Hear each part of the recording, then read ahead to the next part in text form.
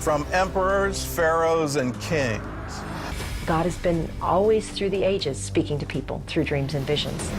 To scientists, musicians, and even children. I've had this dream before. This all happened a couple weeks ago. I've had this dream before. See the dreams that changed history and learn what to do when God speaks to you. Whether you've received a dream or a vision, that's only part of it. Welcome to this special program, Visions of the Night.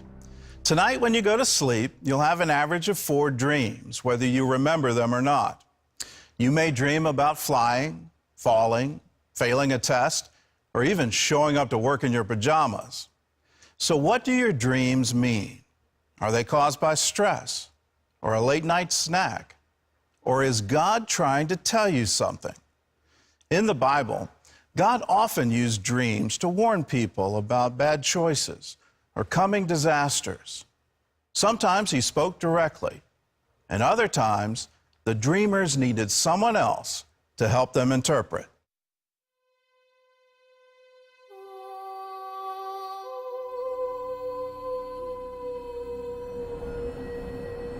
In ancient Egypt, a pharaoh was plagued by nightmares.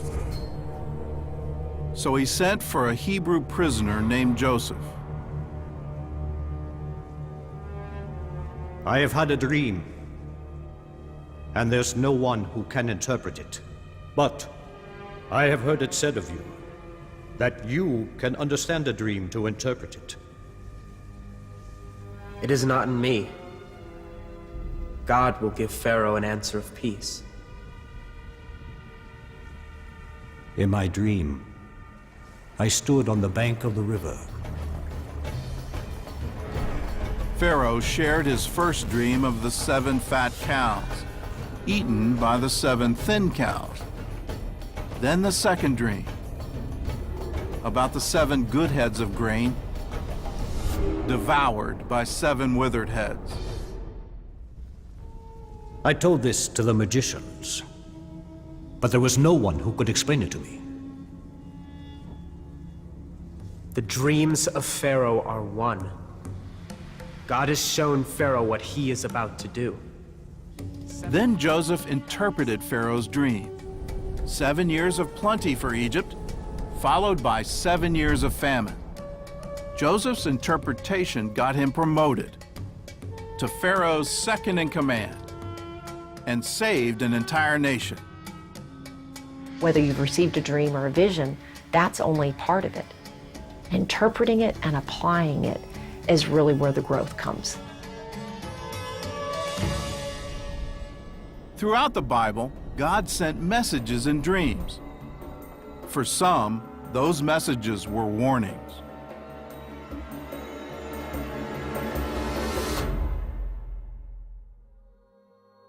Not every dream is from the Lord, and neither is every nightmare from the devil.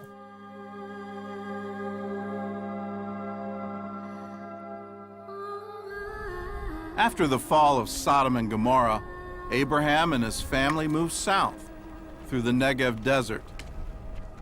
For a time, they lived in the Philistine city of Gerar, and while they were there, Abraham's wife Sarah caught the eye of the king, Abimelech.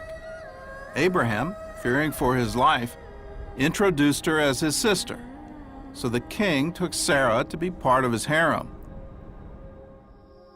But that night, Abimelech got more than he bargained for.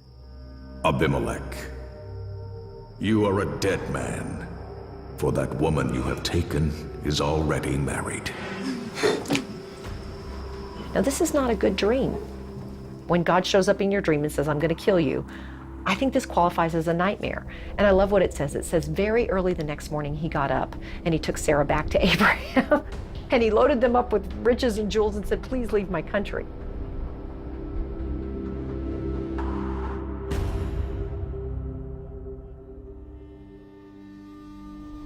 "2,000 years later, wise men followed a star, looking for the newborn king of the Jews. Their search led them to King Herod in Jerusalem. Herod was angered by their news about the birth of a new king. And after the meeting, God warned the wise men in a dream not to return to the king. He also warned Joseph to take the child to Egypt. Both dreams saved Jesus' life and kept him from being slaughtered by Herod.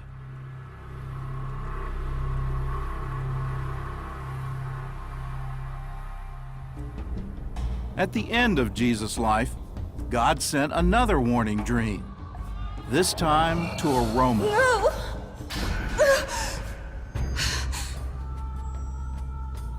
The dream came to the wife of Pontius Pilate, the Roman governor who tried Jesus. As Pilate considered whether or not to execute Jesus, his wife sent him a message. Go quickly. Deliver this to my husband. Have nothing to do with that just man, for I have suffered many things in a dream because of him. Pilate tried to release Jesus, but ultimately he gave in to the crowds of Jerusalem. Then he washed his hands and delivered Jesus to be crucified.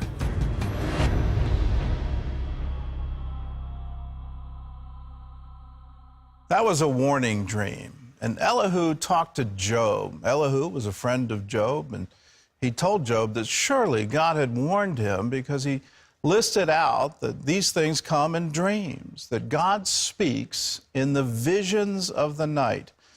You find it in the 33rd chapter of Job. In Job, Elihu never got an answer directly from Job of whether or not Job had a dream warning him that these things were coming and warning him that these were consequences for his actions, because God stepped in and interceded on behalf of Job with Job's friends. Now, the question for us today is, God's still speaking in dreams? We have plenty of examples from the Bible, but are there examples from today?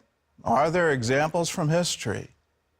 And what about the promise of the prophet Joel, that he would pour out his Spirit? These are the promises of God. He would pour out his Spirit on all flesh.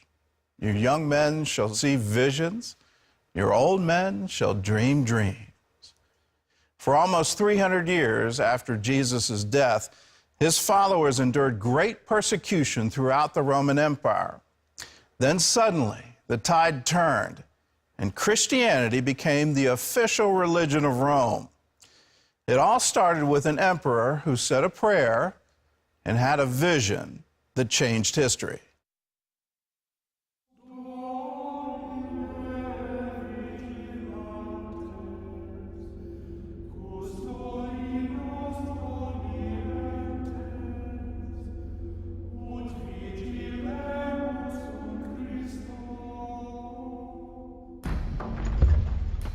Once the greatest power on earth, Rome in the 4th century was on the brink of collapse. Well, put it this way, 20 out of the 22 emperors were assassinated. So it was a terrible topsy-turvy time. 2 co-emperors fought for control, Constantine in Great Britain and Maxentius in Rome. The empire was ravaged by war, poverty, and the persecution of Christians, the bloodiest in history. When Christians are under duress, they certainly stand up for the faith magnificently with God's help. And the result is quite dramatic. And Christians in Rome were about to find a champion in Constantine. There is no question, but he felt, believe it or not, called by God to Christianize the Roman Empire. Constantine decided the time had come to overthrow Maxentius, the man he called a pagan and a tyrant. The year was 312. Maxentius is probably the incarnation of everything evil. He was a terrible, terrible emperor. He consulted witches and wizards regularly. He liked to augur the future by various foul means. One included, this is hard to believe, ripping open the bellies of pregnant women and checking out the fetuses' livers for clues as to tomorrow. Horrible things. Constantine's army battled through Europe. defeating the forces of Maxentius. On October 27th, they were poised to invade the city of Rome. Constantine camped here, 9 miles north of Rome. His army was outnumbered 4 to 1. So he prayed to God for help. And here in this field, he had a vision that changed the course of history.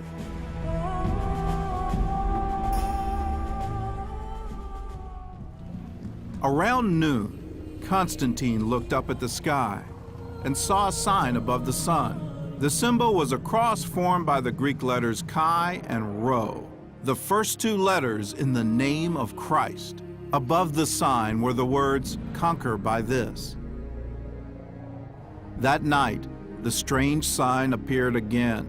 Constantine said that in his sleep, the Christ of God appeared to him and instructed him to use the sign as a standard in battle.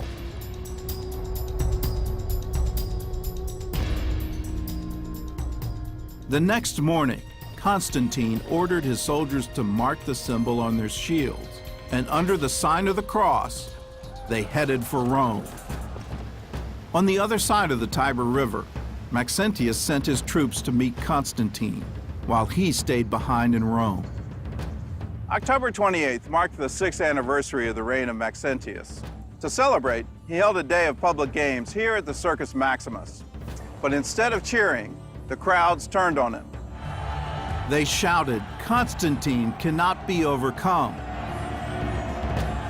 So Maxentius fled to the temple of Apollo. There he searched a collection of pagan prophecies, known as the Sibylline Books, and found a passage that mentioned the date, October 28th. On the same day, the enemy of the Romans should perish. Maxentius thought it prophesied the death of Constantine, so he changed his mind and went to join his troops. But by now, his army was trapped between Constantine and the Tiber River. The only way back into Rome was across the Milvian Bridge, and here Maxentius fell headfirst into the trap he had set for Constantine. Maxentius had cut all the bridges into Rome, but at the Milvian, he had built a temporary wooden bridge designed to collapse under the weight of Constantine's army. Instead, most of his own soldiers were trapped on the bridge. When it collapsed, many of them drowned, and the rest were taken prisoner. Maxentius himself drowned after jumping into the river. And the next day, Constantine's army entered Rome, parading his head on the point of a spear.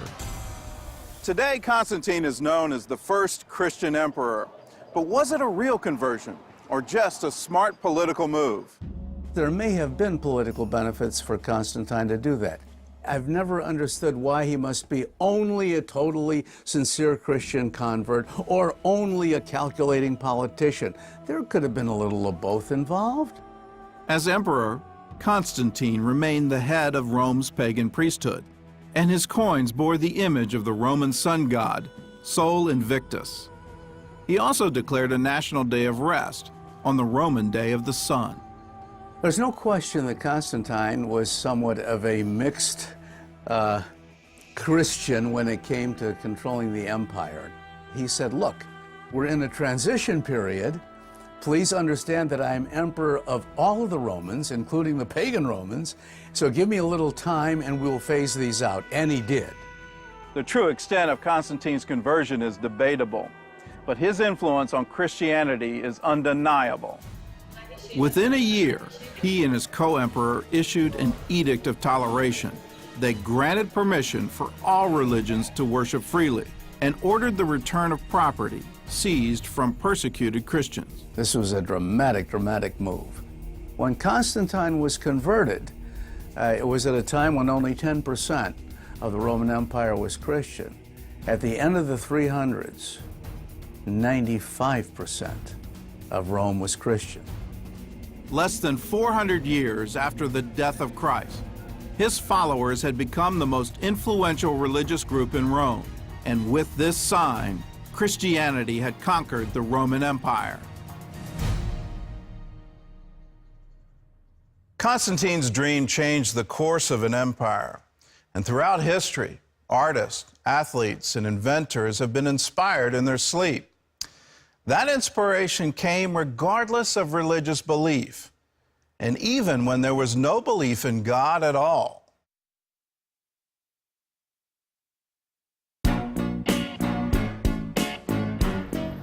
In 1965, the Beatles were in London filming the movie Help. One night in a dream, Paul McCartney heard a string ensemble playing a new melody. He woke up and went to the piano to recreate the music he heard in his dream. That melody later became the Beatles' hit Yesterday, one of the most covered songs in music history.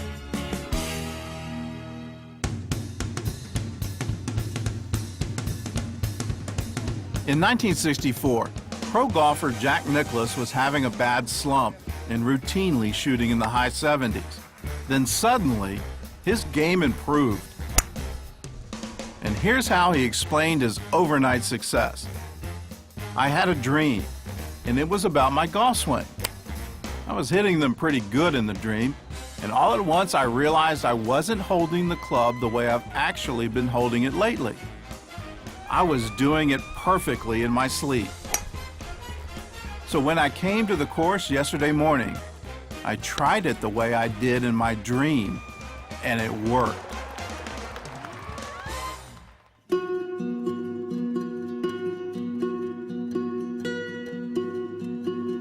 In 1841, a factory worker named Elias Howe had an idea. He wanted to invent a modern sewing machine.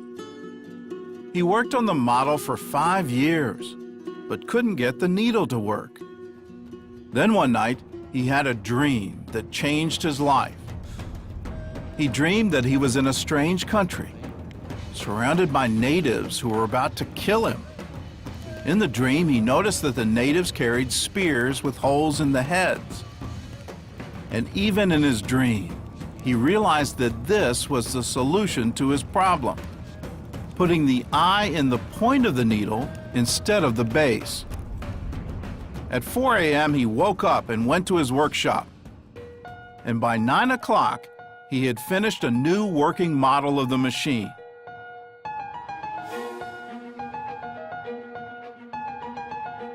Many scientific discoveries came as the result of dreams, from the periodic table of elements to the structure of an atom. One scientist identified the circular structure of the chemical compound benzene after a dream about a snake eating its own tail.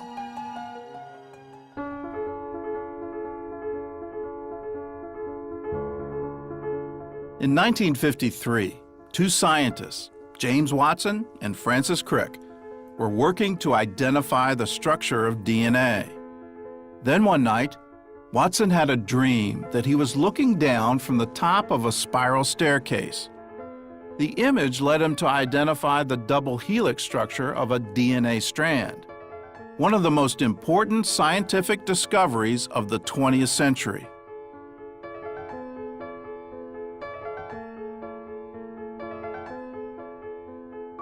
In 1903, most scientists believed that nerve impulses were transmitted electrically, like telegraph signals. A German physiologist named Otto Lowy disagreed. He suspected that they might be transmitted chemically and worked for 17 years to prove it. Then in 1920, he had a dream that would earn him the title, the father of neuroscience. I awoke, turned on the light and jotted down a few notes on a tiny